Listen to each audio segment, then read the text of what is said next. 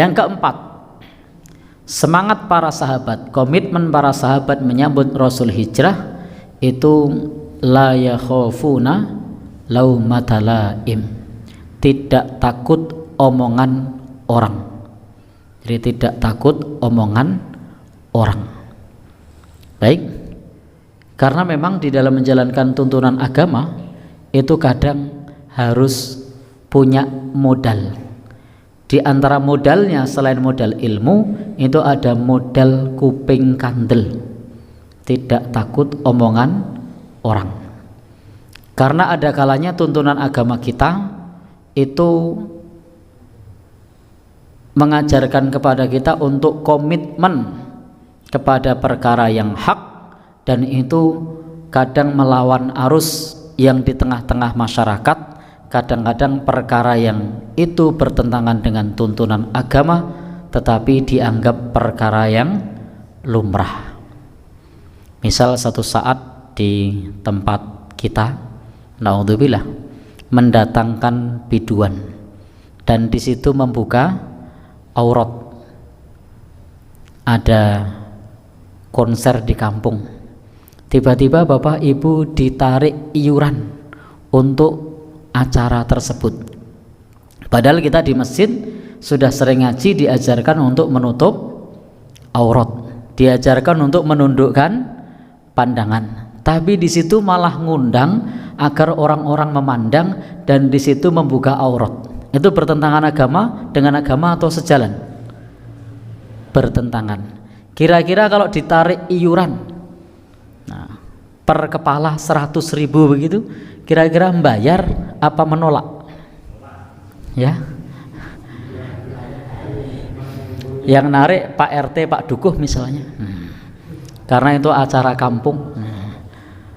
Ya, ketika kita berusaha untuk menjalankan tuntunan agama, menolak untuk membayar, maka akan jadi bahan omongan orang.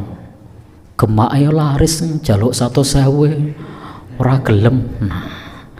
Kira-kira begitu napa mboten? Iya. Aladine duwe mobil jaluk sak lembar we owel. Baik. Itu ayam hiasnya juga laris tiap hari itu, yang datang pada mobil-mobilan. Satu ayam saja harganya ratusan ribu, jutaan. Nah, ini ditarik cuma 100.000 saja rasanya kayak berat. Nah, jadi bahan omongan orang. Maka salah satu semangat sahabat di sini adalah la yakhafuna laumata laim, tidak takut omongan orang. Nah, kira-kira ketika kita di situasi seperti itu, milih tidak takut omongan orang atau ikut arus? Susah kan? Tidak mudah ternyata di situasi ini. Pernah terjadi? Oh tidak. Andai terjadi, kira-kira memilih bagaimana? Yakin? Iya. Viral Pak jenengan nanti. Ya, viral buatan kira-kira? Viral itu dibawa di acara rapat RT, rapat kampung, nah, jadi gunjingan ibu-ibu PKK, rondan, aming dit semono ora sepiro, ora gelem bayar, semangkean sing wong masjid. Nah, jadi kata-katanya yang muncul sudah mulai ngeri-ngeri sedap.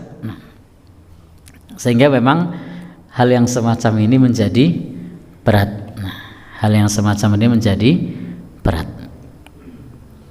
Belum lagi jika hal tersebut bukan saja terkait dengan maksiat, tetapi dengan satu kegiatan yang di situ yang bertentangan, berlawanan dengan akidah kita. Di satu kampung yang masih mengadakan tumbal-tumbal misalnya, lalu kemudian tarian untuk beli kerbau, kepala kerbonya hendak ditanam di bawah pohon beringin misalnya, hanya ilustrasi ini, itu kira-kira kita ikut membayar enggak kalau ditarik? Sak kampung padahal itu. Milih bayar apa menolak? di situasi seperti itu? Ya, amannya bayar. Ya, tapi kalau membayar kita berkontribusi pada sesuatu yang berlawanan dengan tuntunan agama. Tetapi kalau kita tidak bayar, jadi bahan gunjingan. Nah, disinilah tadi saya menyampaikan bahwa di dalam menjalankan tuntunan agama, selain kita bermodalkan ilmu, itu salah satu modal yang lain adalah kuping kandel, rai gedek.